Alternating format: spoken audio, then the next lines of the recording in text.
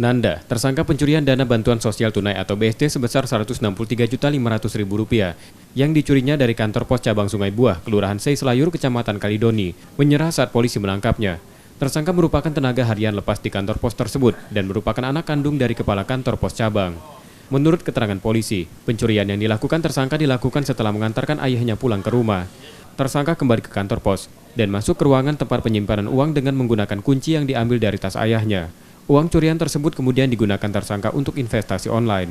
Itu dana yang diambil, itu dana bantuan langsung tunai dari pemerintah dalam rangka pandemi COVID-19 sebanyak atau dengan total nilai yang diambil yaitu 163.500.000. TSK melakukan pencurian dengan pemberatan dengan modus yaitu dilakukan terhadap korban, di mana korban adalah ayah kandung dari TSK sendiri.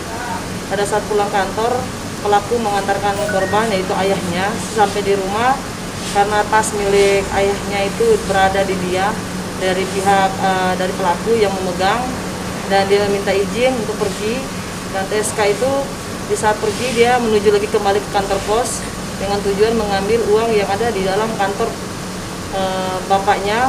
Dari tersangka, polisi menyita barang bukti uang tunai sebesar Rp1,3 juta. Yudi Keswanto, Kompas TV, Palembang.